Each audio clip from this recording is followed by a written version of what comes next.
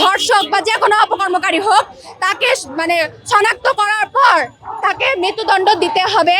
এবং হচ্ছে আমরা এই যে গতকালকে আলটিমেটাম দেওয়া হয়েছে 24 ঘন্টার মধ্যে দৃষ্টান্তমূলক কোনো মানে পদক্ষেপ নিয়েছে দৃশ্যমান, এটা আমরা দেখতে চাই। 24 ঘন্টা আলটিমেটাম দেওয়া হচ্ছে অন্তর্বর্তীকালীন সরকারকে।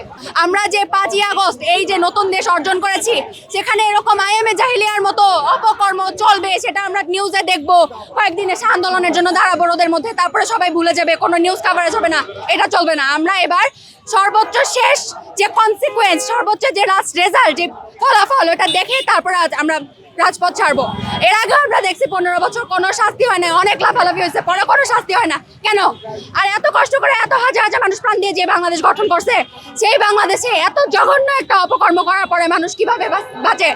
সে ধর্ষক কেন বাঁচবে? কোনো যাবজ্জীবন কারাদণ্ড আমরা মানি না, তাদেরকে ফাঁসি দিতে হবে, মৃত্যুদণ্ড অবশ্যই কার্যকর করতে হবে। দেখেন, ধর্ষণ তো আজকে নতুন না, গতকালও নতুন না, এটা যুগের পর যুগ জোরে চলে আসছে। কিন্তু এটাকে আমরা এটার একটা দৃষ্টান্তমূলক পরিবর্তন আনতে পারবো যখন আমরা একটা সুশাসনের ব্যবস্থা করব।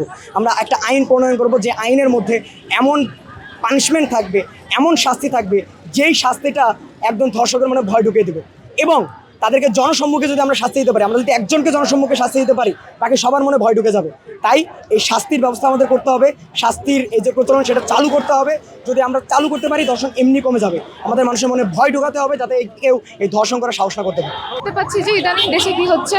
সম্প্রতি যদি ঘটনা বলি, শাহবাগে একটা মেয়েকে অবশ্যই হ্যারাস করা হয়। হ্যারাস করার পরে যিনি অবশ্যই দোষী সাব্যস্ত, যিনি নিজের মুখে স্বীকার করেছে তার দোষ, তাকে হচ্ছে জেলখানায় নেওয়া হয়। তারপরে মবের মাধ্যমে তাকে জেলখানা থেকে ধরা গেল যে তাকে জামিন দিয়ে বের করে আনা হলো। কিন্তু একটা ইফটিজার, একটা হ্যারাসার, যে তাকে কি এটা যথাযথ? তাকে যখন জামিন দিয়ে বের করে আসবে তখন সে গলার মালা দিয়ে তাকে এভাবে সম্বর্ধনা দেওয়া হবে? তো এটা বাকি যে ধর্ষক আছে তাদের কাছে কি ধরনের মেসেজ যায় যে আমরা হচ্ছে যে কোনো ধরনের কাজকর্ম করতে পারি, আমরা একটা মেয়ের সম্মান ছিনিয়ে নিতে পারি, একটা মেয়ের জীবন আমরা শেষ করে নিব, কিন্তু আমাদের এই দেশে কোনো বিচার হবে না। বরং আমরা যদি এই দেশে আমরা এক ধরনের জনতা থাকবে, সেই জনতা আমাদেরকে সাপোর্ট করবে। কারণ শেষ পর্যন্ত দোষ মেয়েদেরই। মেয়ের কি দোষ?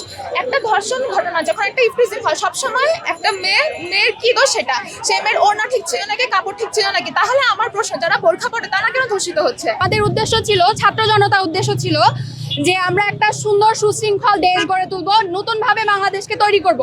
কিন্তু আমরা তা আবারও দেখতে পাচ্ছি যে একইভাবে একই অপকর্মগুলো আবারও করা হচ্ছে। কিন্তু আমাদের বিচার ব্যবস্থা কোথায়?